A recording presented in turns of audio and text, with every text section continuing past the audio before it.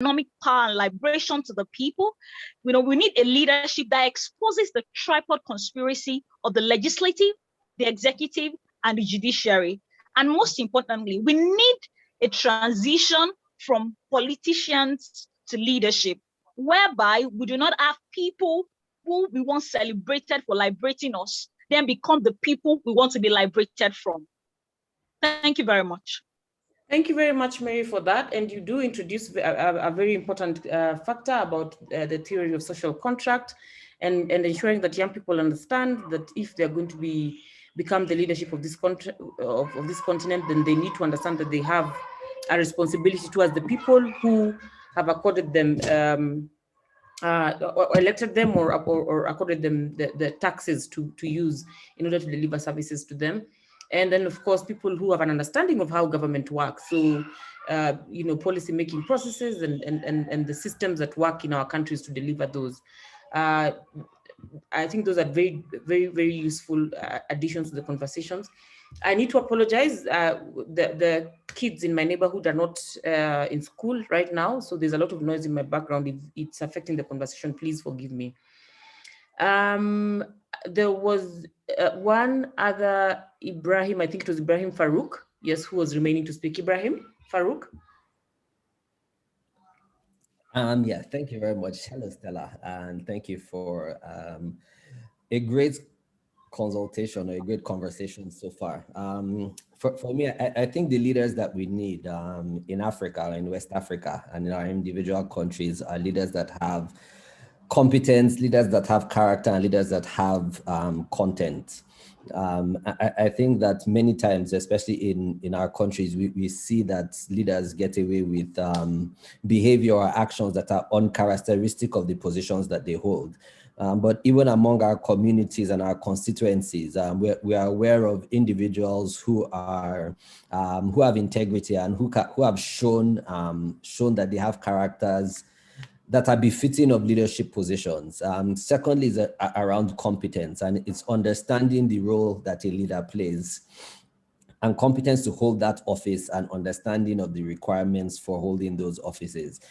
Secondly, and lastly, it's around content, and it's content to deliver on the mandates that they've been given. I think that when we reflect on the challenges that the COVID-19 pandemic threw our way, for instance, it just showed that we have a huge problem when it comes to leadership, and there's a lack of content in dealing with a lot of these issues. However, many young leaders, even though not in formal positions, were able to step up and provide some sort of a stopgap. And so I promised myself I wasn't going to take too much time. So for me, it's leaders that have character, leaders that are competent, and leaders that have content. Thank you very much. Thank you very much for that, Farouk. It's nice to see you here.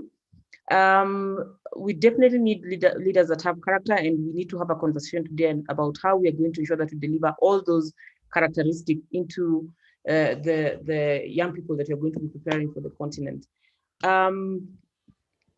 Allow me to read a few of the comments in the chat room because we have a few answers that have been posted there. Zach, Onwe, I hear you. I'm going to try and be louder, and I have also increased my volume. I see input from Onwe, who says the kind of leadership style that we need in Africa is one based on humanistic principles that values community involvement rather than what we have today. Gift says we need a leader that will believe in Africa and will strive to develop Africa, a leader that will harness the talents in Africa and will promote Africa-oriented solutions, a leader that will enhance transparency and accountability in governance. Chukua Maka Ugwejofor says we need a transformational leadership where leaders have empathy and do not chase their interests, but they're keen on development and innovation on how to make things better. We need a leadership where democracy really works and values are upheld. I agree with you entirely, Chukua Maka. Chooks Franklin says, I think we need young people in leadership and more importantly, educated ones. Secondly, we need Pan-Africanists as leaders, people that have not just the interest of their country in mind, but the interest of the entire continent.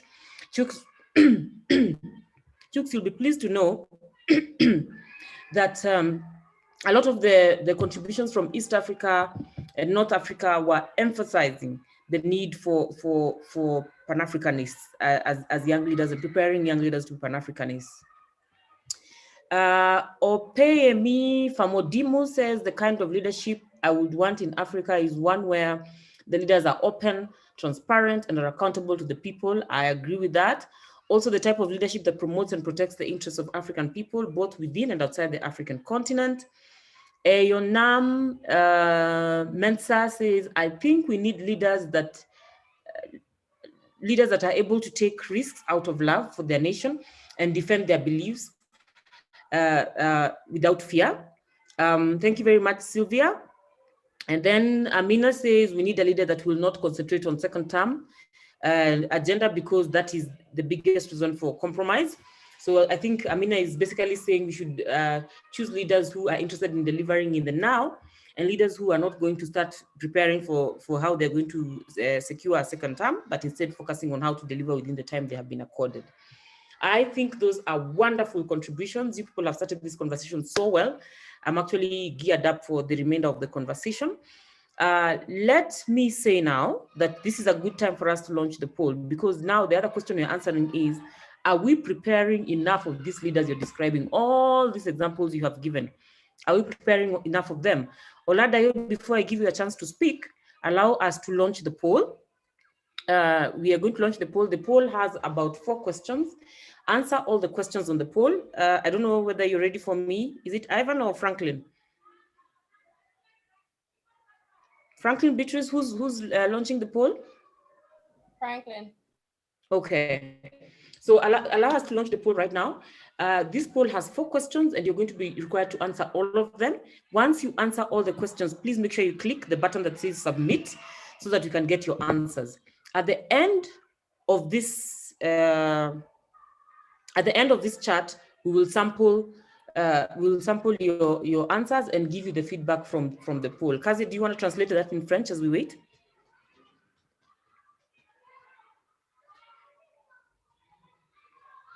Kazi? Sorry. Unmute. Do you hear me? Now we hear you. Yes, yes. Again, I'm like you, I'm going to ask sorry for the noise of the children in the background. It's a Nairobi problem. Yes, Stella était en train de dire que nous allons lancer, je ne sais pas comment on va traduire un peu. Oh my God, sorry. They are playing at my door. Donc, elle était en train de nous dire que dans quelques minutes, on va lancer un poll.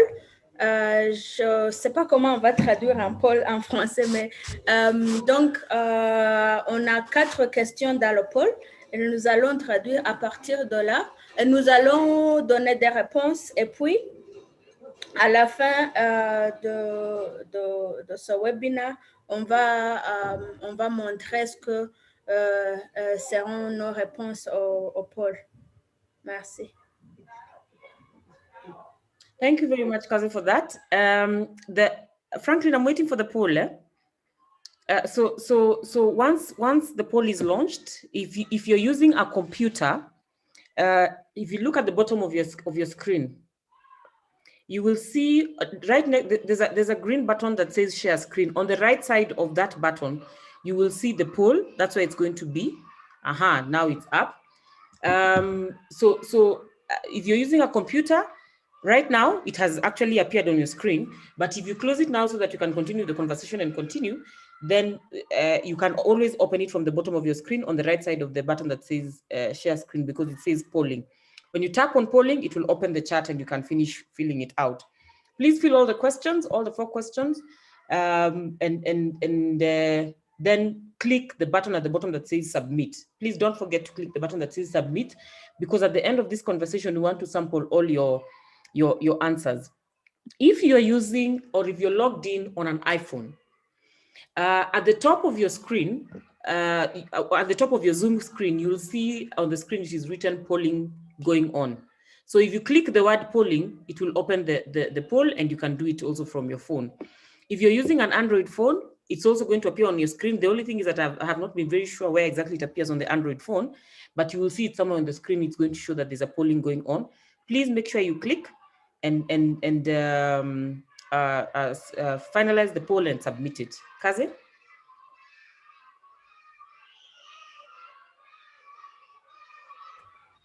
That was long. I don't know if I remember everything. Donc, elle était en train de nous dire que maintenant, on a déjà lancé le poll. Vous avez, si vous êtes en train d'utiliser vos téléphones ou vos ordinateurs, vous avez le poll sur vos écrans. Et puis, si vous ne voulez pas le faire maintenant, vous pouvez réduire, mais il faut être sûr de compléter le poll avant la fin de la session et envoyer. En anglais, il y a submit, mais je crois qu'en français, il y aura envoyer. Vous envoyez avant la fin de la discussion. Et puis, sur les téléphones, ça devrait y avoir quelque chose de vert. Cliquez sur ça et ça va s'ouvrir. Oui, je crois que c'est ça. Et si vous avez un problème, n'hésitez pas de m'envoyer un message dans le chat. I agree with you. If they have a problem, they need to put a message on the chat. Yes. Thank you very much for that, Kazi. So please continue with the poll. We will continue with the discussion as you continue with the poll. The next question I would like to ask all of us is this. What topics, first of all, even before the topics, do you know of any young emerging leaders training programs that are going on in the continent? Have you heard of any training programs for youth leadership? If you have heard of them, who is running those programs? Are they run by government or are they run by civil society organizations or corporates? And are they corporates or civil society organizations or governments from Africa or from outside Africa? So maybe just give us an impression of that. So Oladayo Ogunbowale, as I give you a chance to speak, please comment on those questions that I've asked as you give your substantive feedback. Brilliant. Okay, thank you, Stella. Funny enough, my contribution goes in line with the question you just asked. And I was going to talk about young people, young organizations, civil society organizations across Africa deciding to organize and form partnerships across board, not just within countries, but even across Africa. Leadership is never anywhere in the world served a la carte. You'll have to work for it and earn it. While it's good to demand good leadership, solid capacity from the leaders we have today, the experience has shown in Africa, the sit-tight principle has come and it appears to be staying, irrespective of the protest here and there. So we need to get together and find ways to build our capacities while we wait on government. Talking about youth leadership programs, I'm aware of Leap Africa here in Nigeria. I know Yaga, Ibrahim Farouk is here.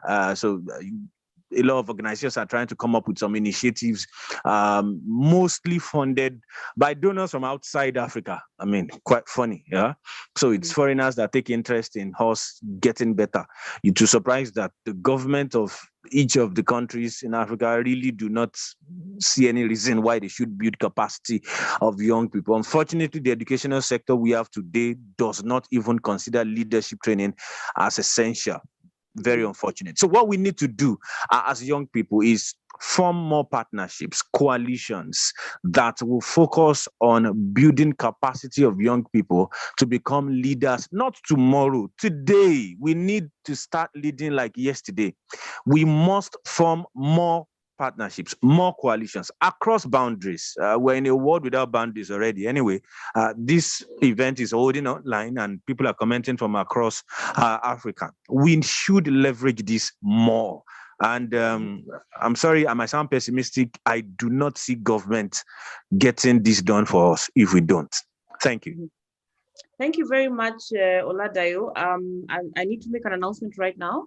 I was waiting for some button to go on here. I've noticed that we are now live on Facebook and YouTube. For those who are following this conversation on YouTube and Facebook, please make your submissions in the comment section for the questions. We will be summarizing all the feedback that we get on the comment section in both YouTube and Facebook. So feel free to put your comments there. You don't need to be in this room to participate in this conversation. Thank you very much for that. Let me see if there are other hands up on people who want to tell us about other training programs that exist.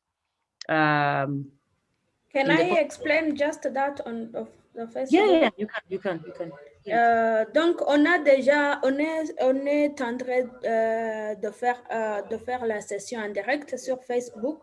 Et nos collègues ont déjà partagé le lien. Si vous voulez partager sur vos liens de Facebook, vous pouvez le faire et continuer aussi de répondre aux questions sur le chat ou bien de donner les contributions. Enlevez votre main et puis Stella va vous appeler. Thank you, Huguette.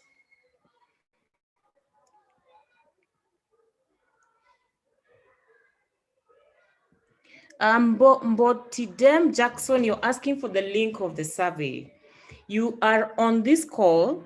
Go to the bottom of your screen. Are you using a laptop or you're using a phone? Kindly answer that question, then I'll be able to help you.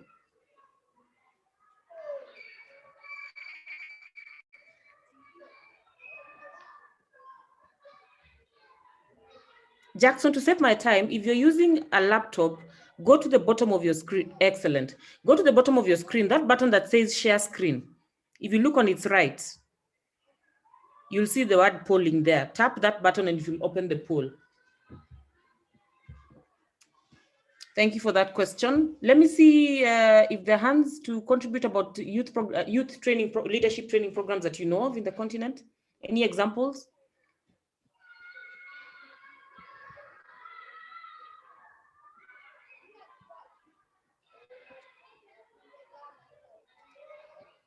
I don't see any hands. Does it mean we don't know about any youth leadership training programs in the continent, or they don't exist?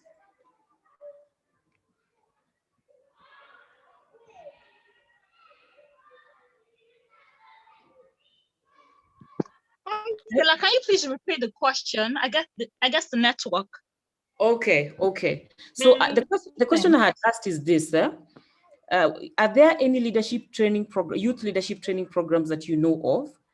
And if you know them, who is running those programs? Is it government or it's civil society or it's corporate? And are they local governments in Africa or governments outside Africa? Are they run by civil society in Africa or civil society outside Africa? So just examples of leadership training programs that you know. Okay, I mean, I'll quickly give my response if there is no other person that's ready to speak at the moment.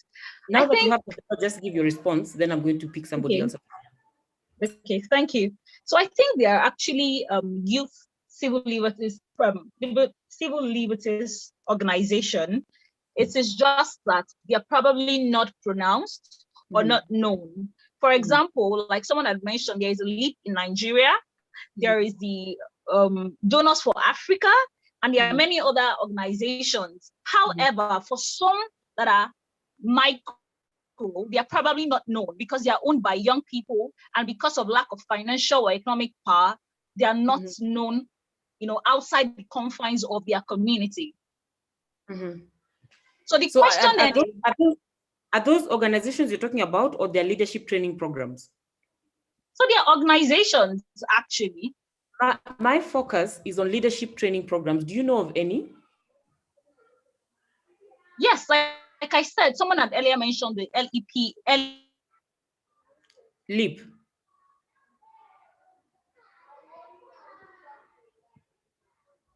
LEAP that runs in Nigeria currently. Okay. Your network is fluctuating, Mary. Please check on your network. Yes. And there's the Atlas for covers many African countries. I didn't get that. Your network was fluctuating, so we missed something that you said there. We just had the last. I said there is also the Atlas for Africa. Okay. They run in partnership with the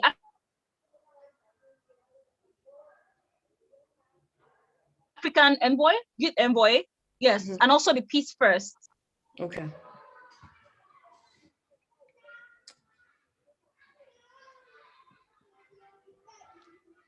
Thank you very much, Mary. I'm going to allow Nuruddin Hassan to make their input. Nuruddin. Hello, everyone. Good afternoon from Nigeria. So there are a lot of organizations that organize all this trainings for young leaders, and they are mostly in form of fellowships. For example, there are a lot in Nigeria. There is the OMYV, Open Mind Young Voices program by Ferichiba Stiftung Nigerian office. Then there is the Yali holds in different regions in Africa. I know the one for West Africa holds in Ghana every year. Then there is Mandela Washington Fellowship, which usually is for young African leaders, but it's outside the continent. There is Atlas Core. There are a lot of programs that are directed towards young persons' leadership in Africa, but they are mostly owned by foreign organizations based in African countries. I can tell you for free that FES is a German organization. YALI is being hosted by the US government, Mandela Washington US government, though there are little fellowships and leadership training aimed at young people by Nigerian organizations, but mostly they are unknown, but they are still there. I mean, I know Raising New Voices holds one in Osun State in Nigeria, where they train young people in leadership and everything like that. So there are a lot, just that they are it's only the international renowned organizations that people get to hear of most often. Thank you. Thank you very much, Eugene, for that input. I like that you've given very many examples, and your feedback is giving credence to what we found out in our scoping study, that a lot of these programs are run by organizations from outside the continent. And we need to develop our own homegrown kind of leadership training program. I need to respond to a comment on the comment section that I think is worrying me now. Amina says we need, not we need. She says the lady who is speaking in French can speak English. Why doesn't she speak English so that we all understand? Amina, you may have come in late after I had introduced Yuget. I did apologize, and I think this also goes to Yud. I had apologized that we do not have translators. We were supposed to have live translation, but then our translators logged in too early, and eventually they left before we could start the session. They thought the session was starting at 1. And so we don't have live translation. So my colleague, Kazeneza Yuget, who is the one you notice speaking English and French, is the one who's assisting with translation today. You will notice she's typing in French on the comment section for the French audience. And then she's also helping us translate what the French speakers have said. So please bear with us. Let's just be patient and allow the French contributors to also have their say in this conversation. Thank you very much for understanding. I saw Ibrahim Farouk's hand up. Ibrahim, please make your submission. Thank you very much, Stella. And I think I will just follow up from what Hassan said a bit. We've seen many leadership programs which come in the form of fellowships. So if you're Nigerian, you probably have heard about one called the Kashim Ibrahim Fellowship, which is run by the Kaduna State government, which provides an opportunity for young people across the country, not just indigenous of the states, to learn leadership, have some practical hands-on experience, and they are deployed to various government ministries, departments, or agencies. And that just helps build their leadership capacity. I also know that there's a program for young politicians in Africa, but I think that is more around Central and Southern African countries. I think also the Mo Ibrahim Fellowship also provides some levels of leadership training. More recently, a former minister in Nigeria, popularly known as Obi Ezekwesili, has started a school for politics, policy, and governance, SPPG, which also is in its first cohort, and it's bringing together young leaders to building their capacity towards politics, policy, and governance, as we have seen it.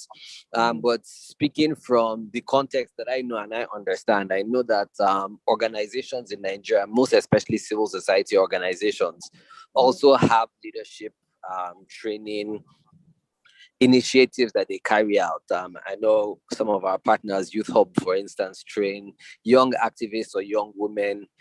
Yaga Africa also trains its own cohort of young and upcoming civil society leaders through its youth organizing school every year.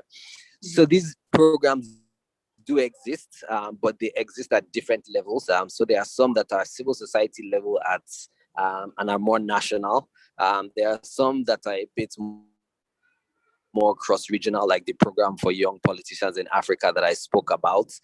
We have some that are, well, there's one that is run by the Kaduna State government, the Kashim Ibrahim Fellowship, like I mentioned. But some others have been mentioned. I also think there's one that is run by the University of Cape Town. I'm not sure. If Magda is still on the call, I think Magda was in one of the cohorts as well. I don't remember. But yes, we have them. But I do not think that they are enough and cover as much or reach as many young people who are interested in leadership across the continent. Thank you very much.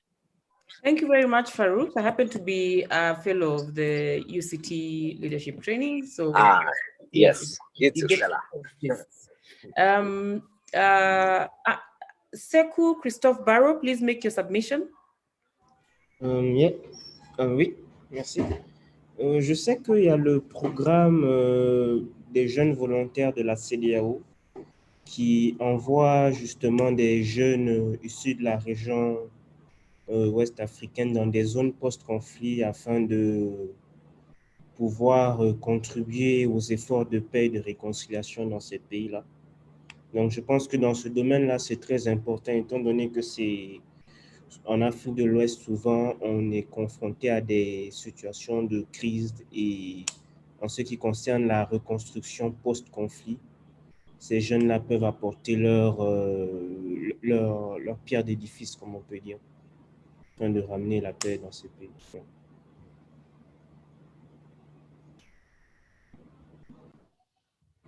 Thank you. I'm not sure if I got your first submissions, but I just got the...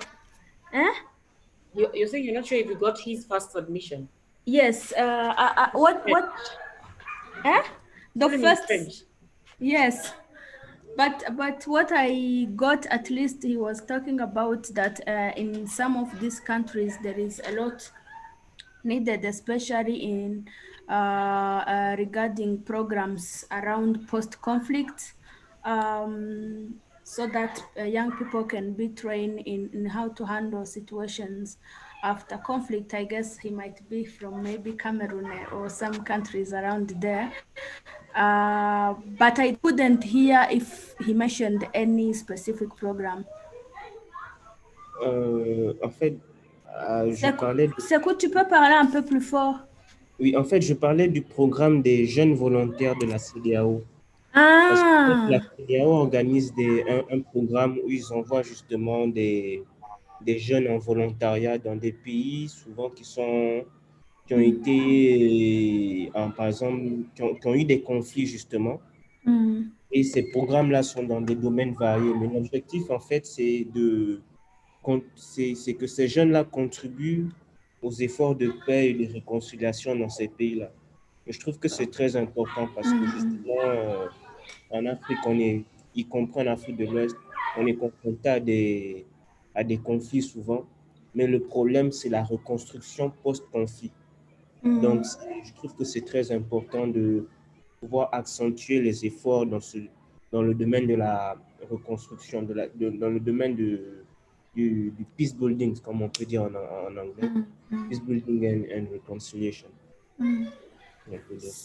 Yeah, thank you very much. Now I got it. So he's talking about some programs. Is a program of ECOWAS for is a how can I call it? Those programs of they are called voluntary. Yes. Voluntary programs of ECOWAS, where they send young people in different countries, especially in countries which are coming from conflict to help in reconstruction processes. So, and then those young people normally are trained to support in those kind of situations, especially in post-conflict and peace building.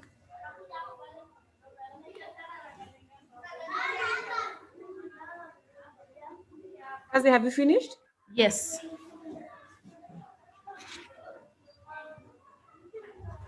Kazi, have you finished? Yes, yes. Do you hear me? Yes. Yes, yes. So I said he was talking about a program of young people, which is a program of ECOWAS for young people. And then these young people are sent in countries, especially countries which are coming from conflict, to help for reconstructions and post-conflict processes and peace building in those countries.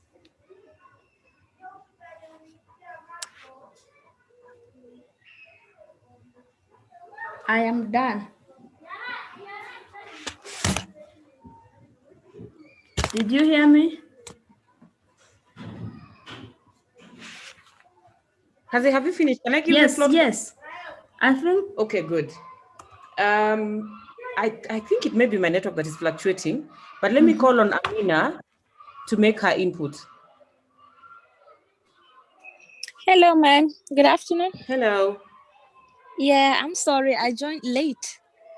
So I'm just trying to catch up. You were talking about if there's any imagine leadership school, right? Hello? School or program? Either school or program that mentors people in leadership. Is that what you're talking about? Yes, yes. Okay. I'm more of politics. I'm from Nigeria. I'm Amina Ilyasu. So I know of a program called Elect Her that train women for political participation and governance. And again, there's another one called African Young Female Advisors Initiative. It's a baby NGO that just came up like 1 year ago, and I'm the communication manager there. So part of our mandate is to engage young women, mentor them, train them to understand the political terrain in Nigeria and get more involved in politics and governance. So these are the two NGOs I know on ground that do that. Can you hear me? Yes. Okay, I am done. I think Stella, can you hear very well? I am not hearing so well, but I don't think it's you. It's my connection. Yeah. Okay. Even though I've had parts of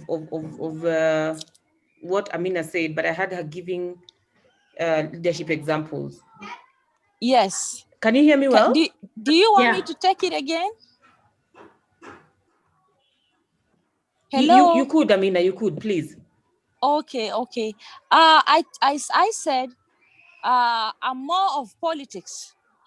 So there's a program called Elect Her. Can you hear me? Yeah, a program called Elect Her where women are trained to understand politics and participate as well. And again, there's another NGO here, which is called African Young Female Advisors Initiative, IFI, in Nigeria here. It has the mandate of training young women to understand the political terrain in Africa so that they can get involved in politics and governance as well. So that was what I said. Okay, that I had. Yes. Now I very well. Thank you very much, Amina, for that contribution. I want to sample a few of the examples that have been given in the chat room. I've seen the mention of Yali. Yali has come up so many times around the continent. Of course, the Mo Ibrahim Fellowship has come up in this conversation. African Presidential Leadership Program by the Egyptian government seems to be very popular. I see another one called Canvasity formally display Africa. Oladayo, I've seen your example. Ibrahim Oladimeji is talking about Lagos State Youth Parliament.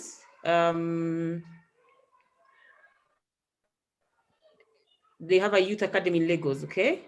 And then I have seen your concern, Paulino Canto. I promise we are going to take your contact. I really, really feel bad that you're not able to contribute in Portuguese. But if you're able to understand the questions, any of the questions, you can write your feedback in Portuguese, or you can say it in Portuguese. But what we will do is that we can follow up and send the questions to you and get you will send the questions to you in Portuguese and get your input in Portuguese. I really apologize for the absence of Portuguese translation today, but I'm glad you can stay with us and follow the conversation. And yes, when I send it to you, you'll be able to share it with other Lusophones who are interested in making a contribution to the conversation. We are really, really sorry. And then, Amina, I don't know whether when you are contributing, you also mentioned elect her, but I see you've typed it in the comment section. So the next question I'll be asking has to do with the topics that are covered in the training programs. What are the topics that are covered in the training programs that you have mentioned? And are those topics sufficient? If they're not sufficient, what other topics do you think they need to cover? Let me see hands up for that. The topics that are covered within the training programs.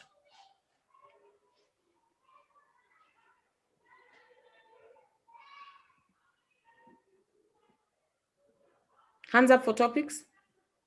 Jeremy Ojo, I see your hand has gone up. Amina, your hand is also still up. I don't know if you want to talk again or that was from the last time. Jeremy, the floor is yours. Oh, okay. Thank you.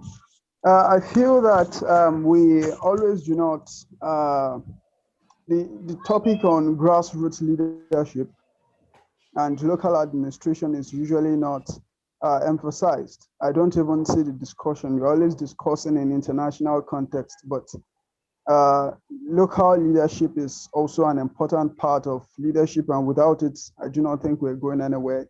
And that has been the practice everywhere in the world. So I feel that local leadership, grassroots leadership is also very important. That's my contribution. That's what I have noticed in many of my research regarding leadership and even my own experiences. Did you hear me, Stella? I don't remember when you say local leadership, are you talking about community leadership? Yes, community leadership. Did you hear me? Community, yes, community leadership.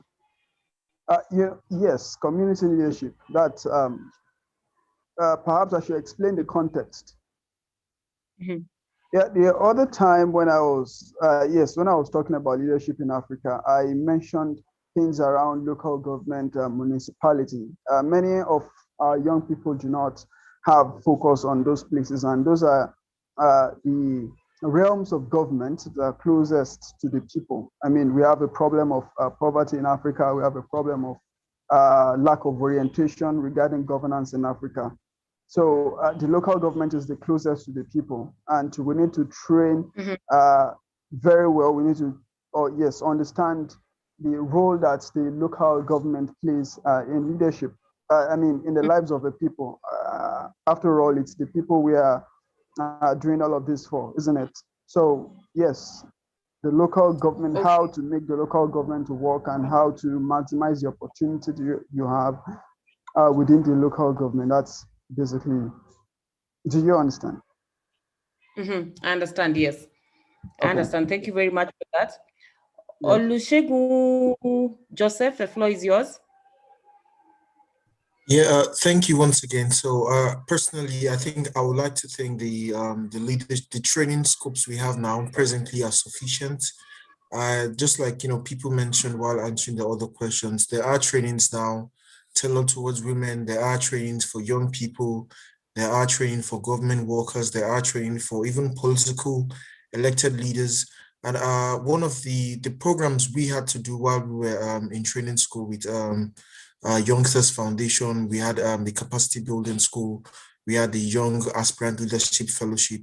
And one of the things we had to do to pass through the course was to also organize pass it on programs where we had to go back to our local communities and talk to other people and do our own mini workshop and encourage people and pass on the skill we learned. So I think for now, more focus shouldn't be on talk. We should be on how to, do real actions and make these lessons and these trainings, how we can implement them into, concrete actions and make it work for us in Africa. Thank you. Thank you very much for that input. I also saw the hand of, was it, Amina, did I see your hand up? No. Any other, even if you have not been part of a training program, are there topics you would suggest that we cover in the training programs?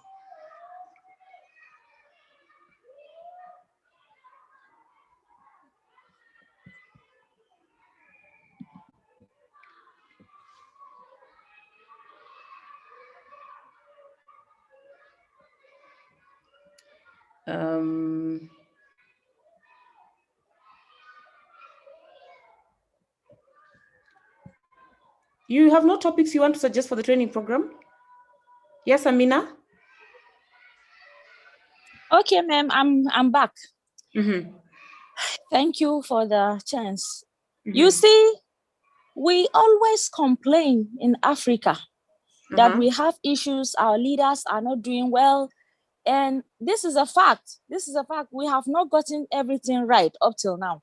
Even though we cannot get it 100%, but to some extent, when you look at other countries, they are far ahead of us, and we're still left behind with so many issues. But the problem here is whenever we, the people talking, get to the position, we repeat the same mistakes, even do worse than what have been done before. So I think this is, I don't know how to frame it as a topic, but I'm just giving you the idea. So maybe someone more intelligent than me, can do it better of, we need to work on ourselves. We need to imbibe discipline in us. We need to understand that, yes, we want to make a change. We want to make a difference. We want to make things happen. When I happen to be in the position, let me try to kill that urge, the urge of corruption that makes me forget all the complaints I've been doing before about people. Let me be able to kill that urge, look the other way, get through, doing the right thing and leaving a legacy.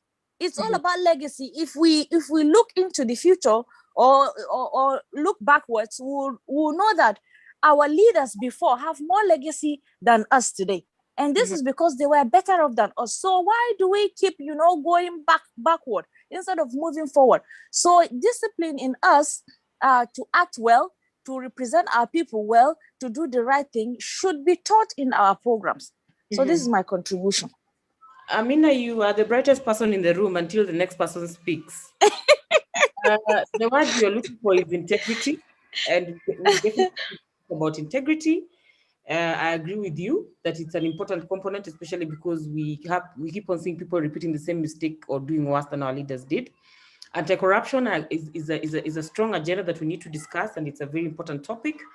And I think I like the proposal that you're making because that is an area I'm very passionate about. Jackson Botidem, the floor is yours. Yes. Okay. No, you had something else to say, Amina? Yes, I have something else to say. Please, can you tell me your name so that I can call you with your name? My name is Stella Agara, and I'm your moderator for the day. Okay, Miss Stella, thank you. You see, there's another problem I want my colleagues in the room to listen to. Please, everyone should listen very well. I have observed something. Madam Stella. Whenever the youth is given a position and is in the office, if you get to that office as a youth, as a colleague, maybe to see him or to propose for something, believe me, you face challenges more than when you go to an elderly person. You see ego, you see, disrespect, you see, very ill treatment on their own fellow youth. I have suffered this several times. So I've understood that we have to, you see, unity is one thing that makes us move forward. When the youth in Nigeria decided to form what is called Yaga, not Yaga, what is it? This thing, not too young to run. Yes, I guess you know this.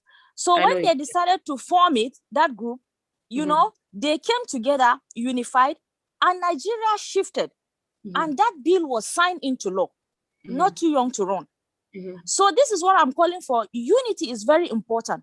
But when we begin to get to position and neglect ourselves, neglect our colleagues, not be able to call on our colleagues to hold their hands, pull them upward, to also occupy some position, then I'm telling you, Mr. Stella, we are just lying to ourselves. When we look at our leaders today, they can go a long way, to protect their colleagues' interests. You see, when a governor is stepping down, he can do anything. He can spend his last kobo to bring a successor, the person he wants, to succeed him. They do all these things. But we youth, when we get there, we want to oppress our fellow youth. We begin to treat them anyhow. It's very hard for you here in Nigeria, as a youth, to go to an office where a youth is heading, and that office that he will give you listening ears and welcome you, show you love, and talk to you the way he's supposed to. It's always ego. So this is another problem. Okay, I hear you about that. And what I hear you saying is that self-value, self-identity, supporting each other in leadership, mentorship, and opening up opportunities for other young leaders is also an important component to teach in the program. I agree that is extremely fundamental, especially because we happen to have a youth in this continent that has refused completely to unite properly for their own cause. So it's definitely an important issue that we are going to consider. But Idem, now we can give you a chance to take the floor. Hello, good afternoon. I am Butidem Jackson. Can you hear me? Very well. Everybody? Okay. My thought around what should be discussed or taught to leaders should be around policies and politics. So how then do you translate or transcend from campaign promises to actual programs and activities that could actually drive reforms? And one could really, so these are conversations that I think should be held in the class. It's not, or yes, we've said a handful of stuff, but across Africa, we don't have an institution that we could say could handhold our leaders. Our leaders could respect and attend. Okay, I'll teach you how to move from just manifesto to so this transcending. So we need institutions like this that could really handheld our leaders to drive programs that could deliver a specific kind of outcome, strong outputs, and hard reforms that would change the nation. So I think these are the thoughts. So if we could have an institution that could do that in each and every country and could really major on what our history, and could look at this concept around understanding what the needs of the people are and what the wants are. So if we have leaders that could, institutions that could actually mentor our leaders around these value lines, it could really bridge the gap around delivering growth around all sectors, because right now you can begin to say a whole lot of stuff around bad leadership and all that, but the truth is that we don't have a strong institution that could really handheld our leaders and help them, teach them what, because seriously, in this country, in Nigeria or other parts of Africa, we don't have an institution that really could command the respect of these appointed leaders, come and and let's teach it for 2 weeks. Come and sit down, let's teach it for 1 month around excellence. So when you get into office, you could deliver reforms accordingly. We need to have that such. Thank you. I hear you, Botidem, and your feedback has actually opened up my next question, which is about the forms of experiential learning that you'd also want to see in the program. I hear you talking about mentorship. So while you're talking about the topics and giving your answers about the topics, feel free to mention any experiential learning that you'd want to see happening, or practical learning that you'd want to see happening within the training. So I'll give the floor to Onwe Augustine Onwe. Good afternoon, everyone. Onwe Augustine is my name, from Nigeria. So for me, I would say that the issues concerning leadership in Africa for me is systemic. And why did I say that? I believe that our system is actually very bad. And that is also why, even when you put a promising young person or a promising leader into the system tends to cripple the person. So I think that we should also look at strengthening the systems or reforming the systems, or should I call it internal control or transparency, whether horizontal or vertical transparency. So that we ensure that our system is being sanitized, so that if someone who has a promising plan to reform the system gets in there, the person can perform very well. But with the current system we have, believe you me, so many persons will not function very well, irrespective of what their plan or view is, irrespective of the change they want to create. Once they get into the system, their hands will be tied, they will be crippled, they won't be able to function very well. And I would also want to say that the kind of people we choose as our leaders matters a lot. I don't know, but then where I come from, we have more of good party people more than good leaders. We have people that are good. We know that these people can deliver, but then they are not allowed. They are not given a chance.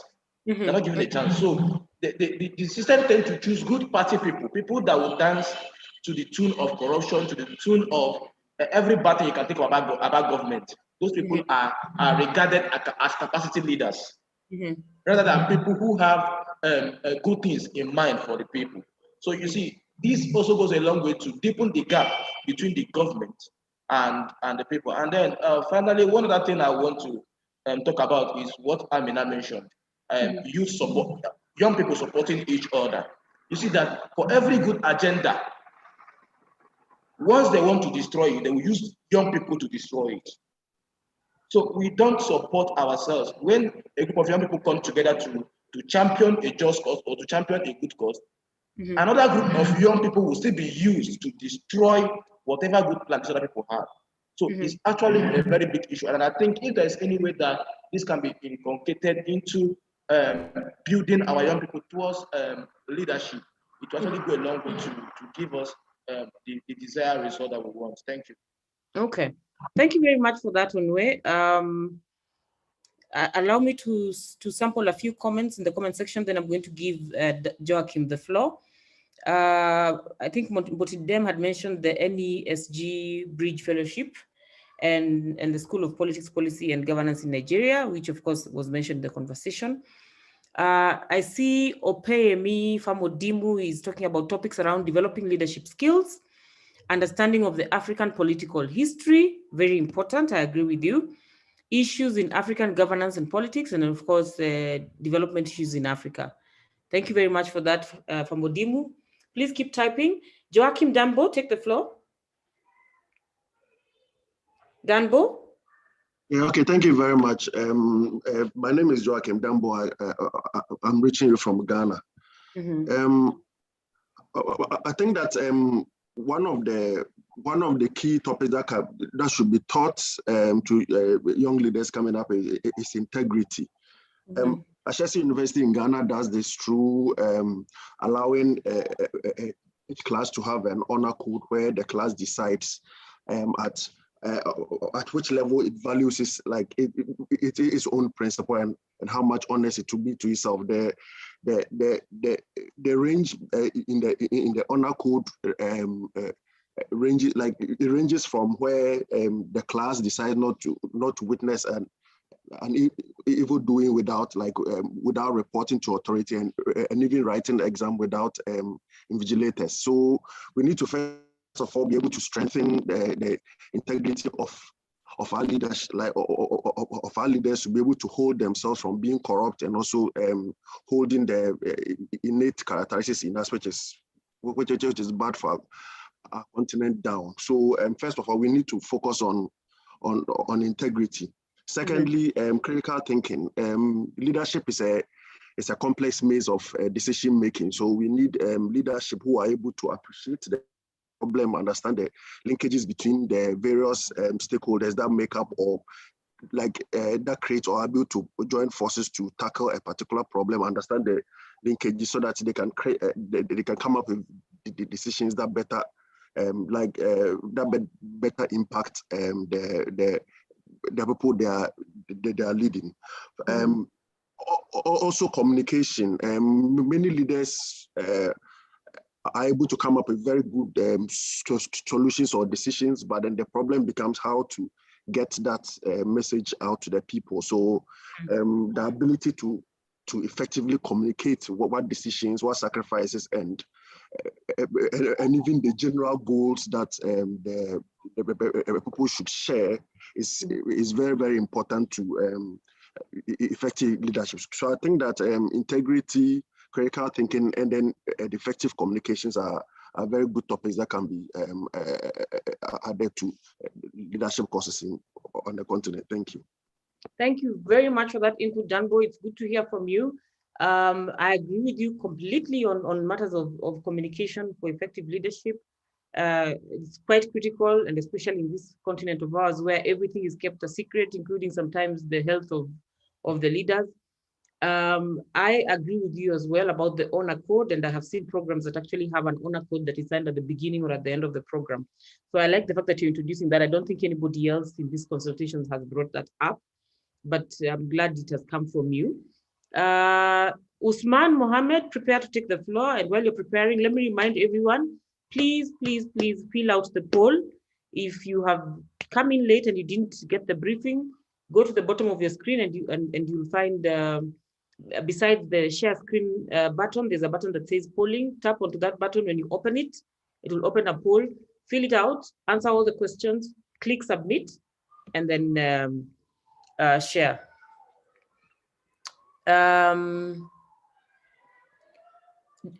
Usman, the floor is yours. Usman Mohammed. Please unmute yourself. Franklin, Beatrice, someone please assist Usman to unmute.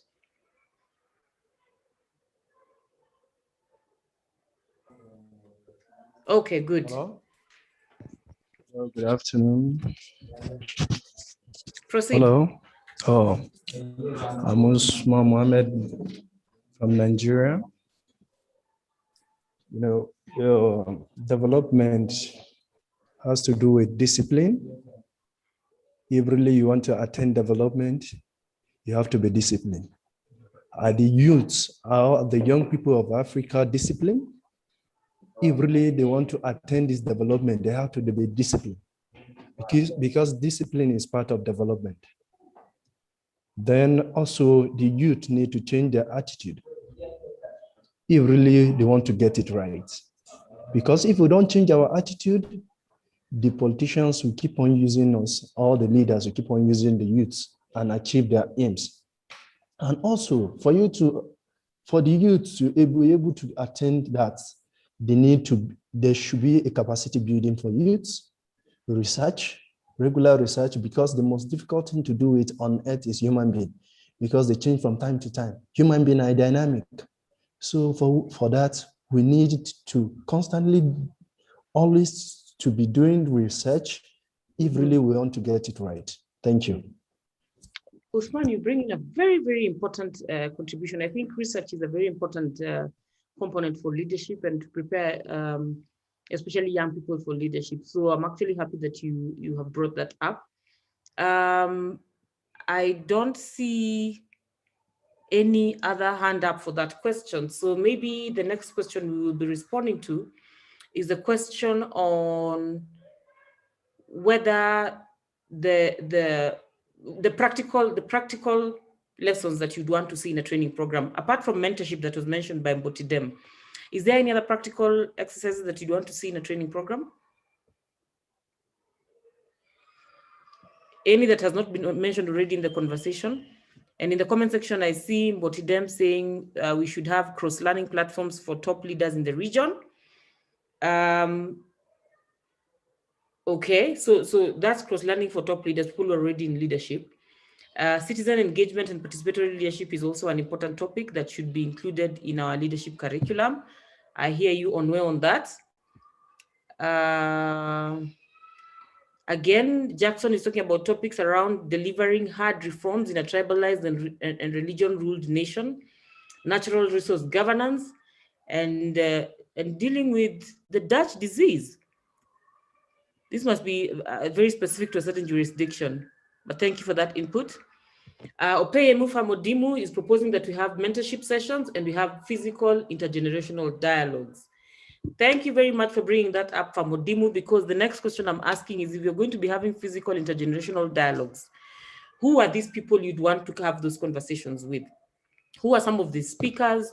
Who are some of these role models that you want us to have those conversations with? Kindly propose names. You can either type them in the comment section, or you can lift up your hand and actually give their names. I like the fact that this one has Woken Success Ikpom app, because the hand has come up very fast. Success, take the floor and tell us who are these role models you'd want to see and what are those practical things we should do with them. Success. Well, good afternoon, everyone. It's just 2:49 p.m. in Nigeria, and I know some of us are from other countries. I actually raised my hand when you asked for the practical steps that will be needed in the training. So I think Famodimo mentioned what I wanted to talk about, which is mentoring. I wanted a situation whereby we have this grooming system put in place. We groom people, we allow people to take interns in leadership, positions. It's just like when you have a president, you have someone you are grooming to be a president, who has the charisma to be a president, and the person is working side by side with the president and is learning on the job. So if we can have that kind of practical aspects, just like what do you call it, interns, right? So after the training, then we get people deployed to different political positions to work with the people who are currently occupying those positions. That will create like a culture of leadership in the system. And so it means that there is already, you are building a successive leadership plan on ground, which will definitely take the Africa to the next level. It means that as you are moving, people are understanding what you are doing, and then people are learning on the job, and people are getting ready to take over. But the problem we have in Africa is that the old people have refused to give power to the young people because they feel that they have more experience than the youth. They fail to realize that they've not given the youth the opportunity to learn and be mentored on the job. So that's actually the gap. So the gap is actually really wide between the people leading us and the led. So it's something that if we, concretize on this platform, and then we're able to get in more renowned and reputable characters, leaders that can come to mentor young people like us, to get prepared for leadership positions, then we are good to go. But in a situation we don't have the consistency and the sustainability, we might just come this forum, discuss, and at the end of the day, everybody back to his or her home, right? So I'm suggesting that let's, fuse in a practical mentoring grooming system. After the training, assign a person. If it is just 6 months, the person, is working side by side with that person currently occupying that position and is understanding the terrain. And so because we, the young people, have not been given that opportunity to understand the terrain, so when we come on board, the old people have the mechanism to sweep us out. And that is why you keep seeing things happening and happening, especially if you take Nigeria, for instance. You can imagine Nigeria went on NSAS peaceful protest. Then the government of the day, raised another set of youths who believe in their own ideology to distort a peaceful protest that would have given us a better leadership or government. So you can imagine that the system is faulty. So the institutions must function, and for it to be sustained, then we must have youth placed in these institutions to learn and be groomed on the job. I hear you. I hear you.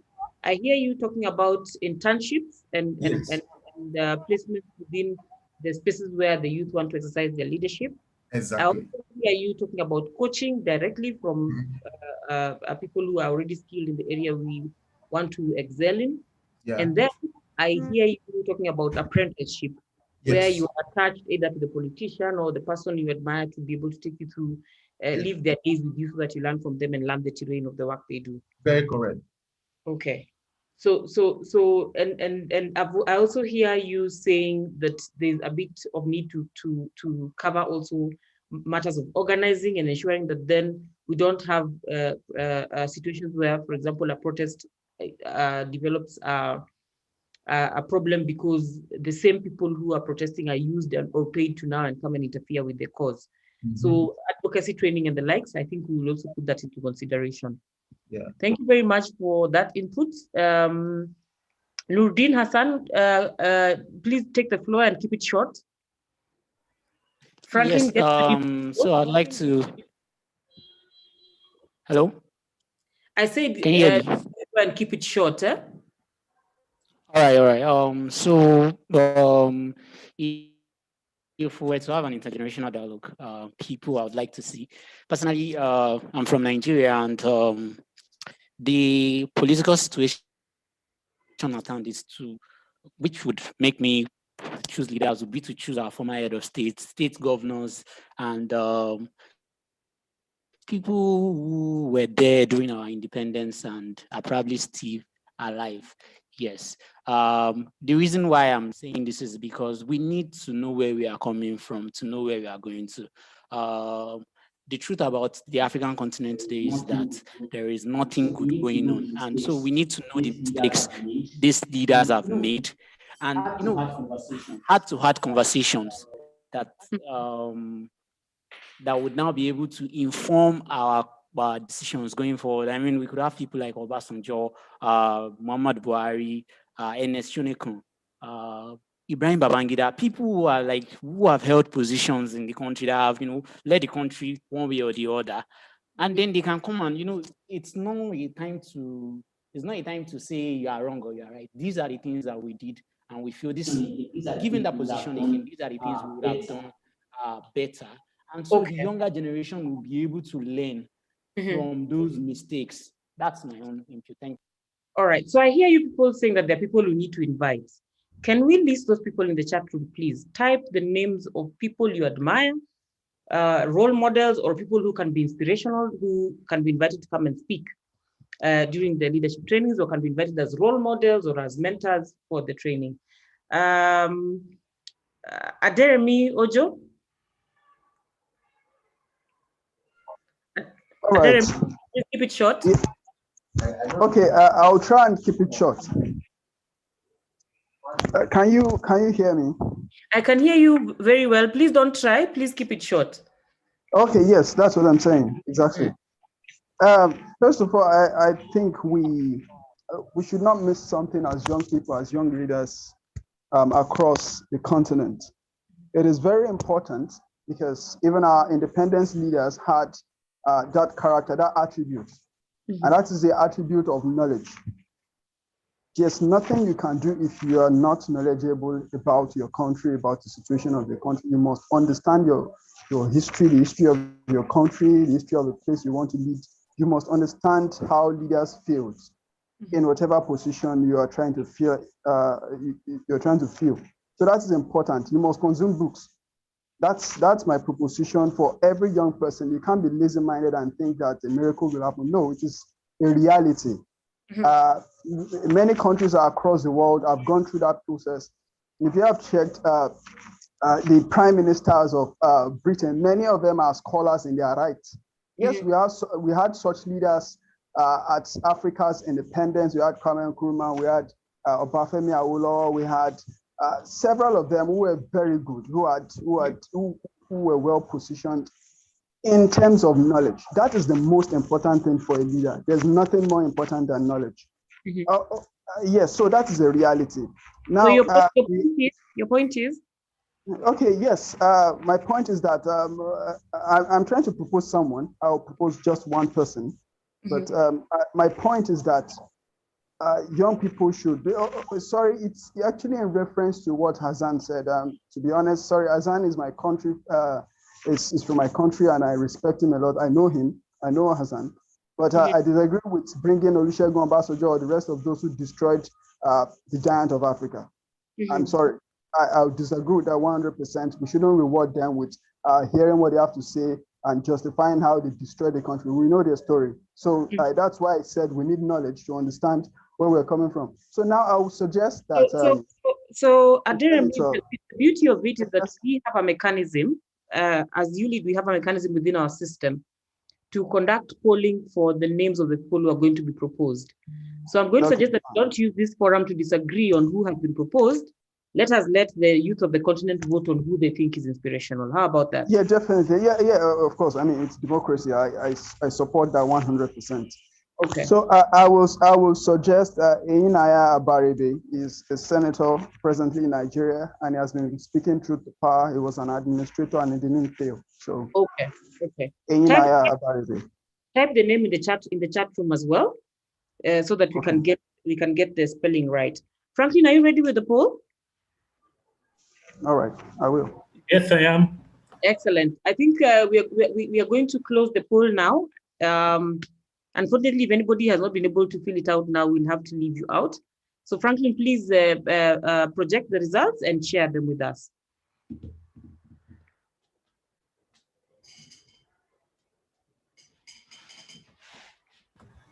Thank you, Stella. Can you see the results on your side? We can see them very well. Thank you. Allow me to just go briefly through them as the participants and the entire team can see. The first question was on, are we preparing enough to build the leadership for the Africa we want? Before we delve into that, there was a 100% participation in terms of filling in the poll. The total of 37 respondents. We really appreciate your commitment to filling in the poll. So question one, 47% said yes, 53% responded no. Second question, existing youth leadership training programs are accessible to all interested youth, and application for participation is simple and clear. The response to that question, 42% said yes, 58% said no. Number three, which of the following topics do you consider as highly important to be included in the Pan-African Youth Leadership Training Program? So this was a selection in terms of which one would be more popular. Democratic and good governance values in the African context got 79%. ICT and artificial intelligence in sustainable development in Africa got 37%. Strategic communication for impactful leadership in Africa got 42%. Public sector leadership and management skills, 58%. Self-leadership and management as a foundation to leading others, 45%. Transparency and integrity and control of corruption in Africa, 71%. Resource mobilization, management and utilization for Africa's transformation, 34%. Understanding the African Union and African Union Agenda 2063, 53%. African identity, social, cultural diversity and tolerance in Africa, 42%. International relations, cooperation and negotiations in Africa received 45%. Question 4, the final question, which of the following eminent African persons and leaders would you love to see as facilitators for the Pan-Africa Youth Leadership Training Program? Aya Chebi, the former African Union Youth Envoy, received 37%. Professor PLO Patrick Lumumba, Pan-African and Anti-Corruption Crusader, received 34%. His Excellency Nana Akufo-Addo, President of Ghana, 39%. Brian Kagoro, a Program Support Division Director at the African Regional Office of Open Society Foundation, 21%. His Excellency Ariana Chihombori Kwao, former permanent representative of the African Union Mission to the US, 8%. Honorable Bogolo Joy Kenwendo, a former cabinet minister of investment and trade and industry in Botswana, 8%. His Excellency Ellen Johnson Sirleaf, former president of Liberia, 45%. Mr. Aliko Dangote, a Nigerian businessman and most prominent business leader in Africa, 24%. Mo Ibrahim, president of Mo Ibrahim Foundation, 58%. And Ambassador Salah S. Hamad, head of the African Governance Architecture, 24%. Over to you, Stella. Thank you very much, Franklin, for presenting those results. You have seen what your thoughts are. This is how you have voted. You basically think that it's extremely important for us to talk about democratic and good governance values in the African context. You definitely want us to talk about corruption because you have given it a 71%. And you want to understand the African Union and the African Agenda 2063, which is a good thing, especially considering that they are our partners in developing this. And we have prioritized quite some good topics here, especially the public sector leadership and management skills. And I think that is a reflection of the conversation that has gone down. Again, for purposes of the names on question 4, like I said, please type as many names of people who you think are admirable, influential, who we can actually invite into the program. All those names, of course, will be subjected to vetting, but of course, we want to hear from you so that we shall not be getting the names out of our heads, but they'll be coming as proposals from you, even the ones on the poll who are proposed. I think I must appreciate all of you for being such an active audience, for your active participation, for ensuring that you kept the conversation going, assisting us with your knowledge, your understanding of exactly what leadership development is happening in your region and the continent. Every single proposal you have made is going to be considered and be put in and be included in a report. And then we are going to extract some of that information to develop the leadership training manual. You will not regret having participated in this conversation because you have participated in developing the premier continental Pan-African leadership development training manual that is going to be used to prepare the leadership for our continent. So all those issues that you are agonizing about, all those issues that you're complaining about that our leaders are now doing, you will now be resolved by virtue of the fact that you have contributed to the development of a tool that will help with the conversation. So I'm so grateful to all of you for your cooperation. You did not give me a headache, unlike the other regions. I didn't even get noisemakers who come and switch on their microphone and make noise. There's very good decorum here, and I really appreciate that. I also appreciate the depth of the conversation that we have had today. I apologize profusely to the French-speaking and the Anglophone and the Lusophones in the conversation. I'm so sorry that we did not manage to successfully have the live interpretation that we had intended, but I'm glad you have made some of your input, and we are going to endeavor to share with you the tool so that if there's any input you want to make after this, you can type it in. I'll see names streaming in, exciting names. I see the name of, on gender-related topics, I see proposals for Dr. Okonjo Iweala, Dangote, Olufunke Afesojayo, you're just calling him Dangote, like he's your uncle, Hazmat Lawan, Rotimi, my friend, Dayo, you see now, if you give me the name of Dayo in Nigeria, I need to know it's Dayo who, as are good facilitators. And then people you'd like to hear from, you also talk about Nogzi Okonjo, of course, Okonjo Iweala we've mentioned, and then Someone has said, good luck, Jonathan. Senator Inaya, I think this was already mentioned in the conversation, the federal lawmaker. And then Paul Kagame has been mentioned and has appeared many times in other conversations. Ben Ayede, Dr. Iweala is going to get very many votes. Professor Nwado Achebe, again, Dr. Goodluck Jonathan's name has come up. Again, Olusegun Obasanjo has come up. Dambisa Moyo, I like. Yes, Ope Mufamodimu, I agree with you. We need to get Rotimi Olawale on the program. And then Success is talking about Governor Godwin Obaseki. Seku says we should have Kemi Seba. Ibrahim Oladimeji is saying we should have Barrister Femi Falana. Keep the names coming. Keep the names coming. I'm excited about the fact that you are actually giving us names of people who will be inspirational to you. And we will put all those into a database and make considerations for the same. Some of them will be considered to be guest speakers. Others will be considered to be role models. And then depending on the nature of their competence, some of them may also be considered to be faculty.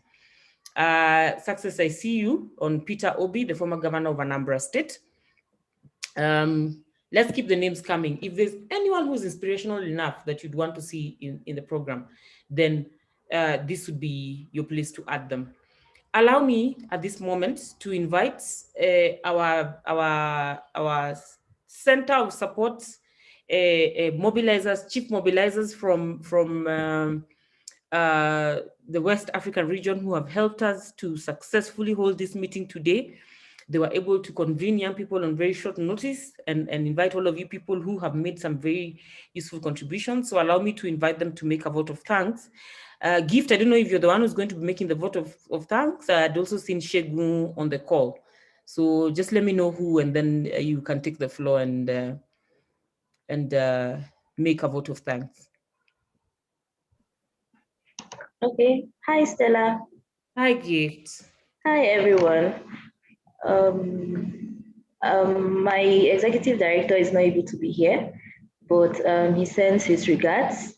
We're very, very excited about this program. I'm so happy to see a lot of young people come together and then lend their voices to this.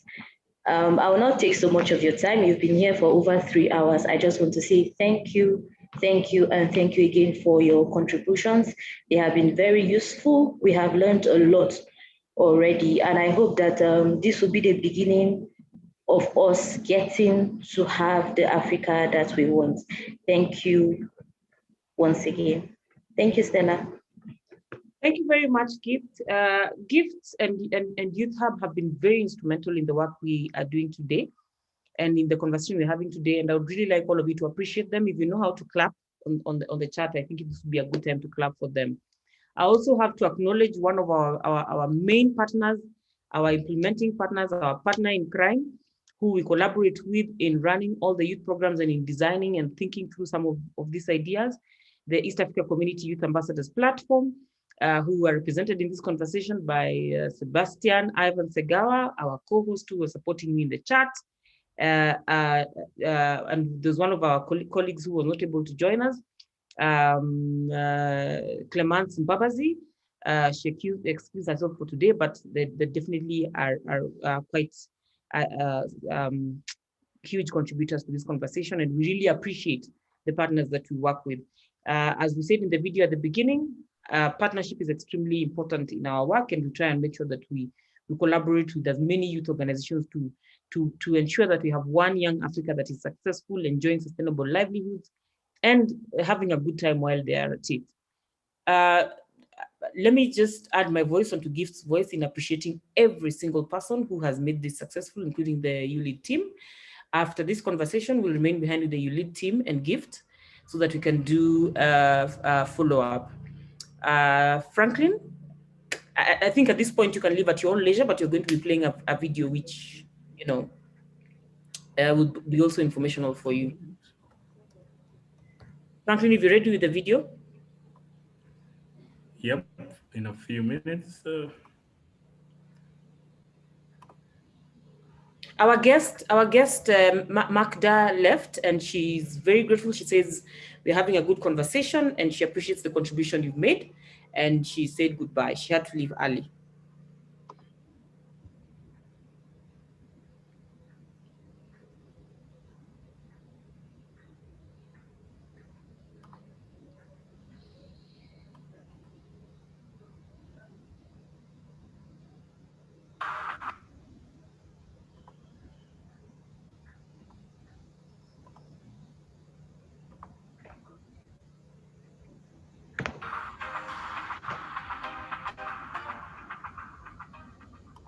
As the head of the Leadership and Governance Academy and the Associate Program Director, also offers leadership for governance architecture study. We'd like to find out from you why this study is important, not just for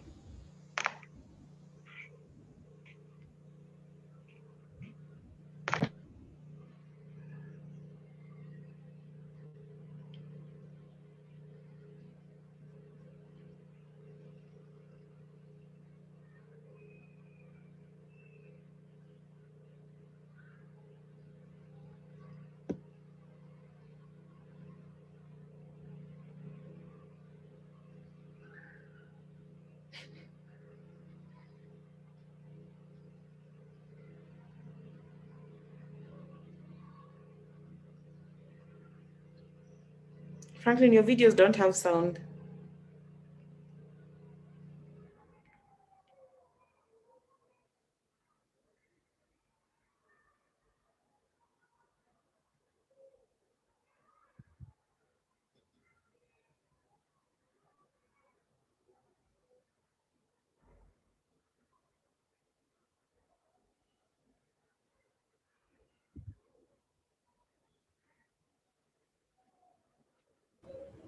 We can't hear Franklin.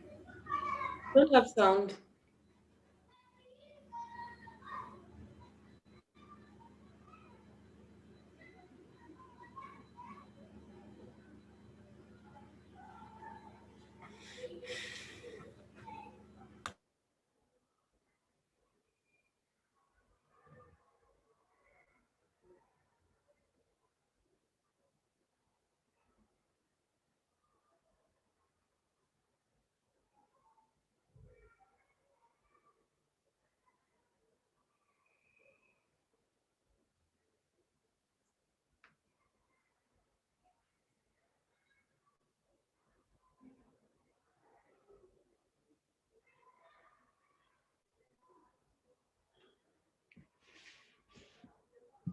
Franklin, your video has no sound.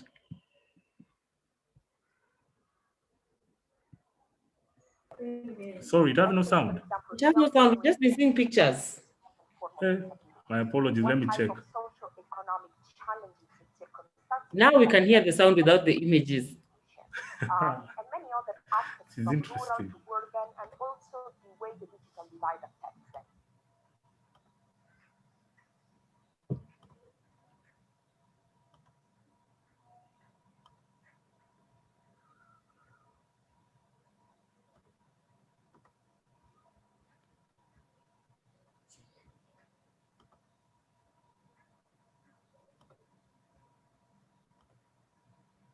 Just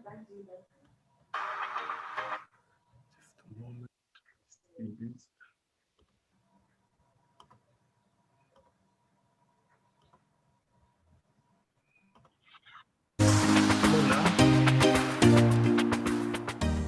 Ivan, as the head of the Leadership and Governance Academy at TCBC, and as the ULI Program Director, you are also offering leadership for this Youth Governance Architecture study. We'd like to find out from you why this study is important, not just for TCBC, but for the region. First of all, the study addresses the evidence gap that exists on youth programming. There is a lot that many players are trying to do for the young people and with the young people, but we need to update the status of affairs of the young people. What do the young people want to see more in their space, and what areas do they need support more? And so this research is an effort to collect data evidence to inform what the young people really aspire for, and for players like government, civil society, and development partners to program on the basis of such evidence in order to be responsive to the current needs of the young people in the region. We used the qualitative method, and the reason we did that was because we wanted youth voices to be at the forefront, but also we wanted to further interrogate the enabling environment for youth participation, not based on general assumptions, which would be presented by probably a quantitative study, but to have in-depth understanding of the factors that are affecting or enabling youth to participate in governance and leadership at the AC level.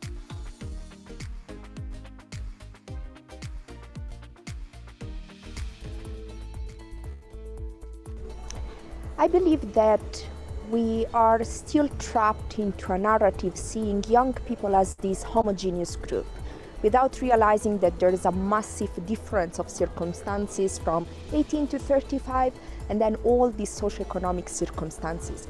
But then when we take a step back and think of young women, we know that patriarchy negatively affects their participation at private and public life. As such, when we want to investigate to which extent the environment is enabling youth participation, we need also to focus specifically on young women participation. Young women participation is this big, different group. Let's take, for example, young women with disabilities. Which type and form of disabilities? What type of socio-economic challenges and circumstances affect them? What's their level of education? And many other aspects from rural to urban, and also the way the digital divide affects them. Starting from this kind of analysis, we have then realized that it was extremely important not just to investigate youth participation, but even more young women participation from an inclusive perspective, which means that we have focused as well on young people with disabilities. The research addresses the programming needs of a cluster and set of players. To begin with, the youth themselves. They need a space and a process through which they can express their own needs, aspirations, and what they want to see working on, and whoever wants to support them, where they should put the support. 2, government policymakers at all levels, from national youth councils to members of parliament that represent young people, but also policymakers in the institutions of government, such as national youth councils and ministries responsible for taking care of the needs of the young people. And lastly, the development partners who are supporting government efforts and also in some way supporting young people's efforts. They need to know through this research for the next 3, 4 years, 5 years, what should we prioritize in order to be in solidarity with the young people and address their identified needs. The opportunity that we find in the region is that there is some good level of political will, which is represented by, for instance, the appointment of youthful ministers at cabinet levels. It's represented by the existing laws and policies that enable youth to be represented at different levels. And at least at the AC level, you have the youth policy, which also gives a platform for the youth to participate in ESC integration processes. Then we also have the other opportunity of representation, which we believe can be leveraged on to be able to influence policy if there is coordination between different youth groups.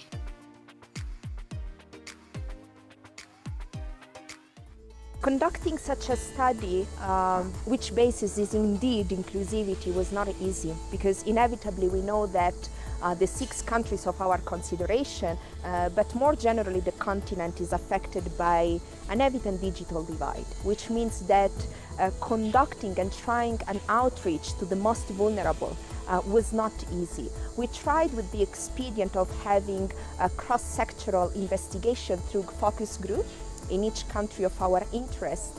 And although it was very interesting of having the engagement with different stakeholders, Yet it was a little bit challenging in terms of investigating, collaborating, exchanging with, for example, young people with disabilities, but also different young women groups.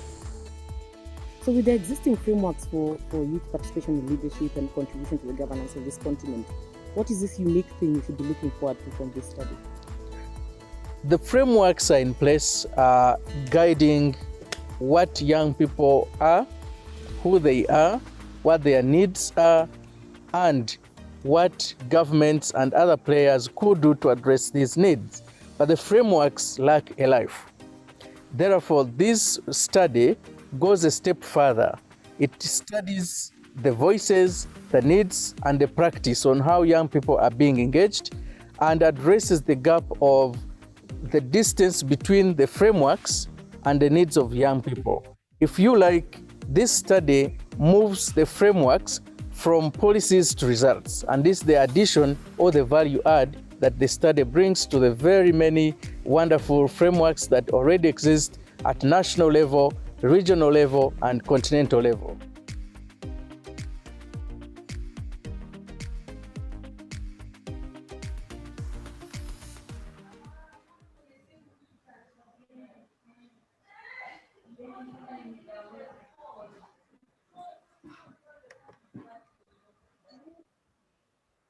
Stress, but we see a lot of incidents.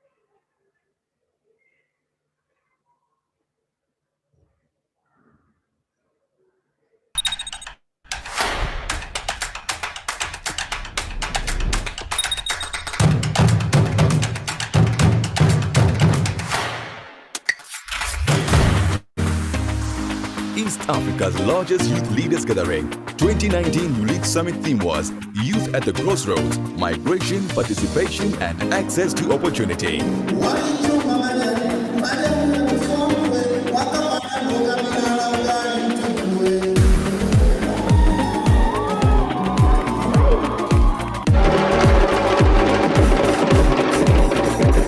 You are welcome to ULEAD 2019, leaving no one behind. According to data,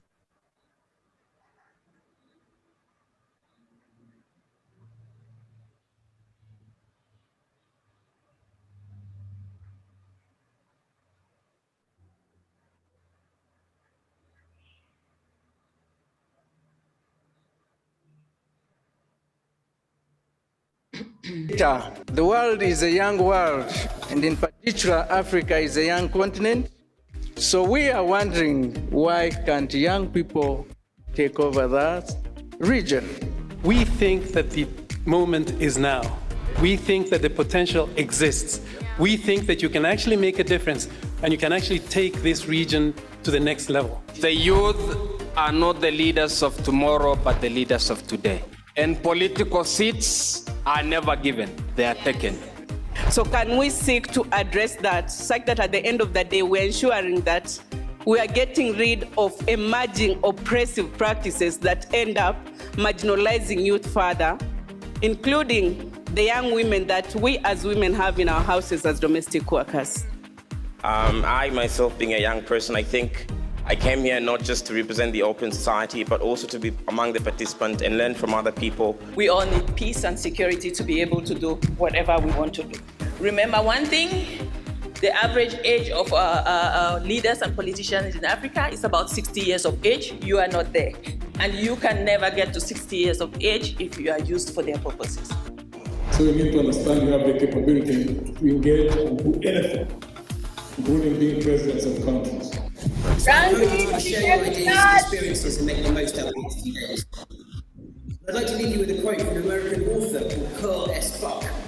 She said, "The young do not know enough to be prudent, and therefore they attempt the impossible, and they cheat it generation after generation. Franklin! It is your moment. It is your moment, and all reasons, legitimate reasons, to claim your space. We are not wise enough to give it to you, so you have to claim it. Claim your seat.